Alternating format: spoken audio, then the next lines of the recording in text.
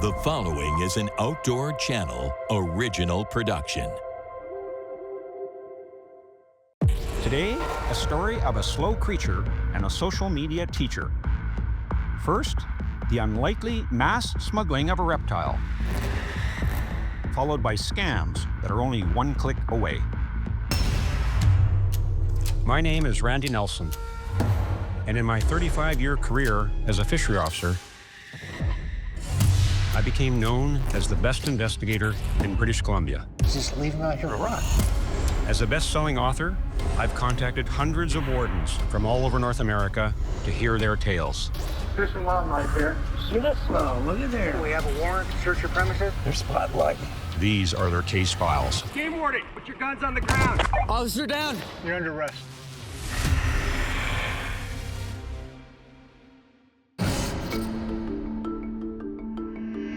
Carlos, as a game warden in Oklahoma, it's probably like many places. We have so many different animals to look at, and we get caught up in what's the obvious things. And you have a case involving something nobody ever thinks about in the world of poaching. We've become programmed to focus on the bigger things, you know, the bears, the deer, the elk, the moose, the fish, the birds, whatever species, game species, things like that. But and we work with the feds a lot on different investigations whenever they come to us and say, hey, we've got this going on. There's usually 1 or 2 feds per state. Yes. So they've got to employ the help of the state wardens to be on the watch for things and to try to help collect and gather some of this information. Well, our captains across the state have a meeting once a month, and at the monthly meeting at headquarters, they were met by the U.S. Fish and Wildlife agent, where he had the opportunity to sit with them and explain a new investigation they were concerned about that had to do with the poaching and marketing enterprise of box turtles. Box turtles? Yes. Like the ones people keep as pets? Yes. There's actually a large case involving multiple individuals who are capturing, marketing, and illegally selling box turtles across seas. The feds need our help in locating the key players. Gomez, you've got the lead on this. Yes, ma'am. Emery, okay.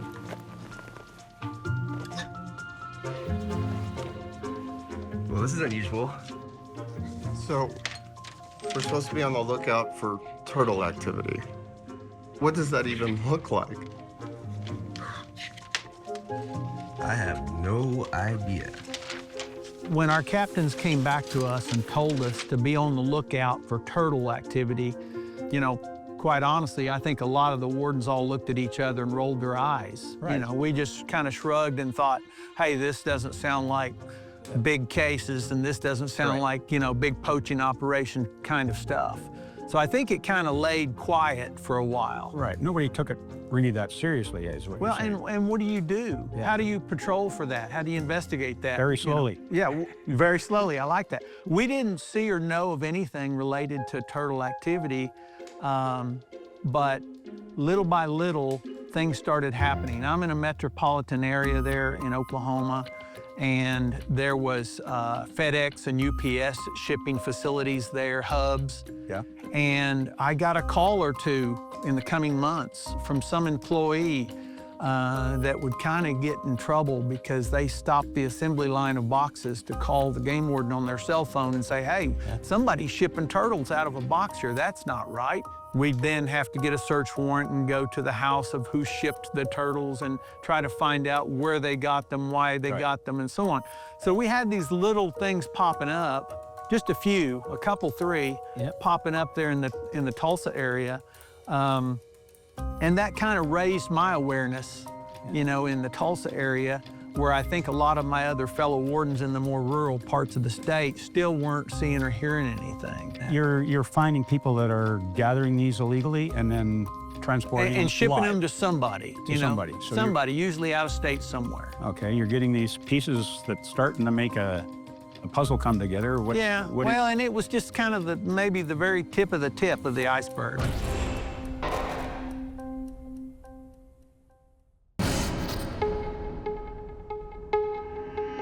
It was a phone call from the manager of the motel.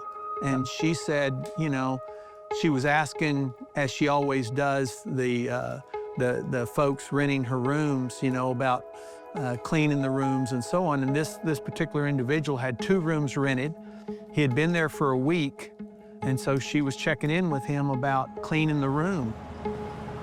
This is it for the day. Sounds good. Whoa, hey, no, we're good. We don't need a cleaner. Okay, so no services tomorrow? No, nope. Not the whole week we're here. So marking it down for no services at all. Thanks.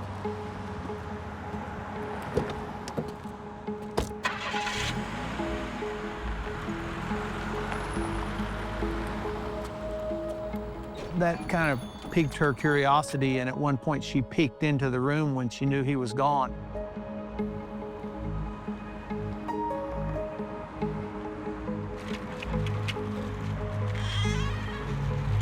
And she could see all of these tubs, and the tubs had air holes in them. Yeah. And she could hear something moving around in those tubs. Yeah. And I think she could see turtles in one tub right there. Right. So she knew something was up with some turtles. She didn't know what to do. She called me. Hey, Gomez, I have a possible hit on some turtle activity. Lady on line 2 wants to talk to you. This is Gomez. Hi, I'm down at the Thunderbird Motel, and I have had 2 parties, very suspicious for multiple days, and I actually got to go in one of them, and there is multiple bins, I believe, of turtles. And are both parties still present? No, one just left in a vehicle. And the other party? He's still present? Yes, I believe he's still in his room watching TV. And approximately how long ago would you say the first individual left in the van? About 5-10 minutes ago. All right, man. I'm gonna need you to just hang tight. My partner and I are on our way. Good. Thank you. So we just staked out the motel. I kind of give these guys an idea of kind of what we're going to try to do. A game plan is, you know, hopefully they come back. We're going to intercept, and we're going to interview them and see what we got. And so you have surveillance set up on this place, and what do you learn? We were there for a couple of hours, Okay. and eventually I saw a man come in. He went in that room. I saw some people go into that room.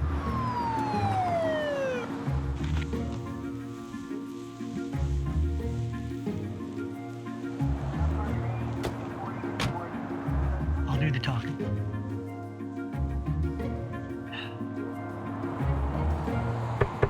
Game warden, open up. Hi. What's going on? Well, we got a call that there's an unusual amount of turtles in this room. And I can now see them behind you. Yeah, we've been collecting them. This is way more than just collecting. Can we come in and take a look? Yeah, sure. Come on in.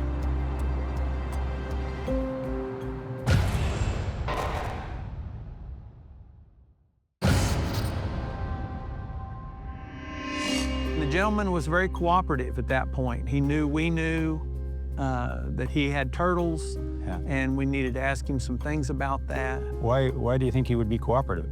Well, I think he was cooperative, as it turns out that he had been encountered by game wardens in multiple states. Okay. He'd been encountered in, and maybe I shouldn't name those states, but all they did was give him a misdemeanor citation, a wildlife citation for having turtles. You Okay. can't have this many turtles, here's your ticket. Right. And he'd pay a couple $100 and go on down the road. Cost of doing business. Cost of doing business, making thousands and thousands of dollars. Wow. So I think he probably anticipated he was just going to get a ticket at most on Yeah. that, and the game wardens would go off chasing deer poachers and fish poachers and not pay attention to them. Have a seat for me on this bench right here, sir. Anybody else in the room? No?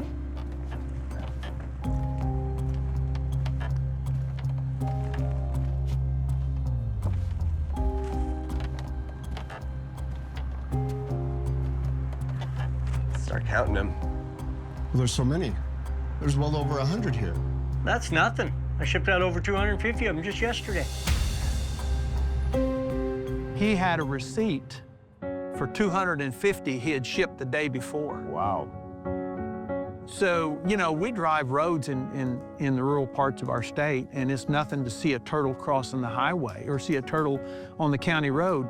But you stop and think, 250, where does a guy get 250 turtles? That's a lot.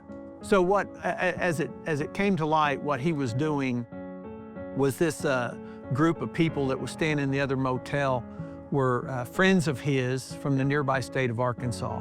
And he would take them and pay them $5 per turtle. Okay. So $5 per turtle, they would all disperse in cars. Yep. And they would go about the roads, and they knew to travel early morning when turtles were on the move. And they would collect these turtles and just put them in a Tupperware tub in the back seat. He had just shipped 250. He had 180 some right there.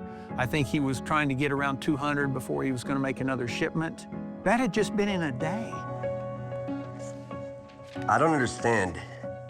Who are you shipping these to? And why? I have a contact up in New Jersey.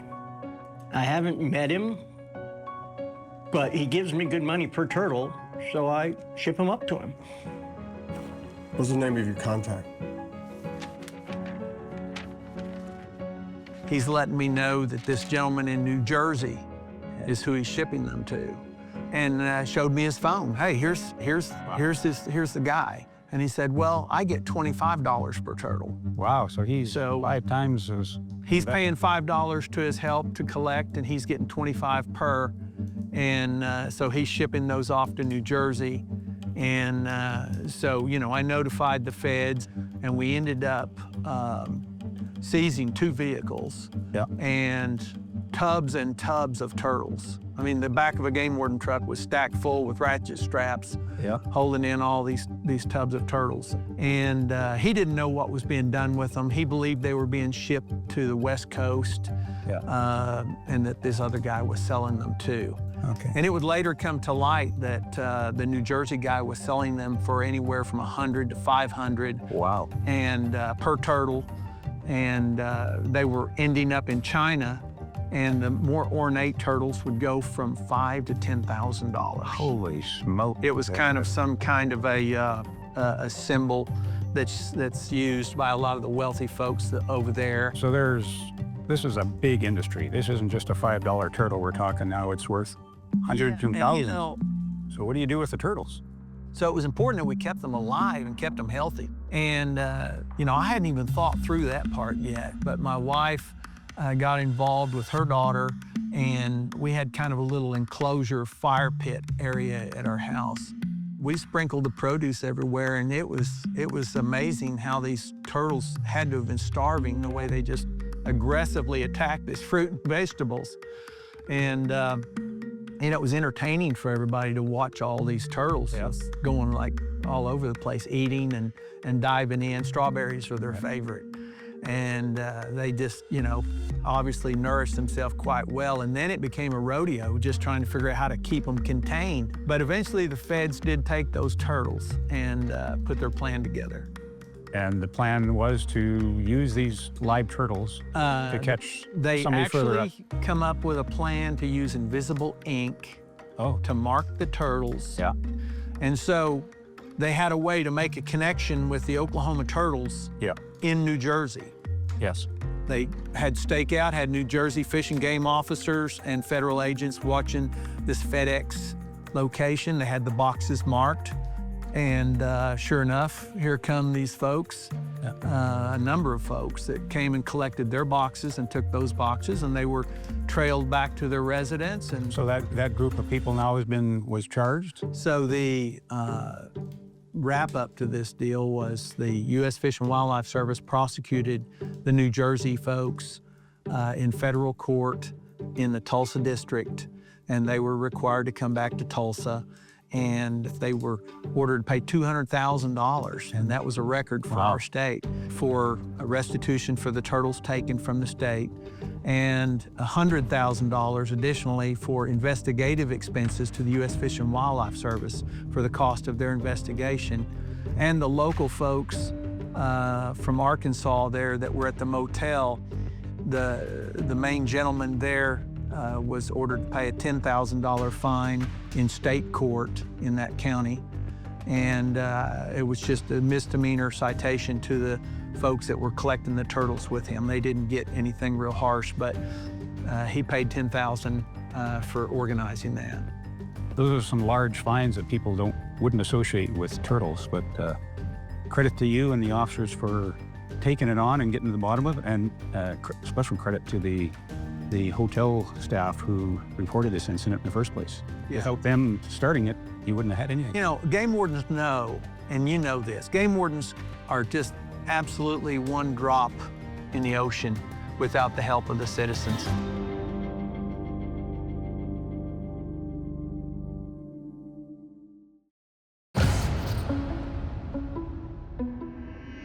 Candy, you have a case from Ohio called Big Scam Outdoors. Operation Big Scam Outdoors. Now, what the heck is that about? It's about wire fraud. Wire fraud. Wire fraud and wildlife. Yes. That's a combination you don't hear of often. You don't. So where does that start? This started with the suspect lived in Ohio in Madison County, and he was advertising land for lease to hunt. Okay. On Facebook. Yeah. Probably 19 different Facebook sites. Wow. Yeah. Hunt Pennsylvania, Deer Hunt Florida. Yeah. So there were two individuals from Florida who saw the Facebook post, wanted to lease the land. They had to put down a deposit of $2,500 to the suspect. Then when it came around to the dates they were going to go hunting, yeah, the suspect ghosted them. Yeah. So the boys from Florida decided, we're going to Ohio and we're going to get our money back.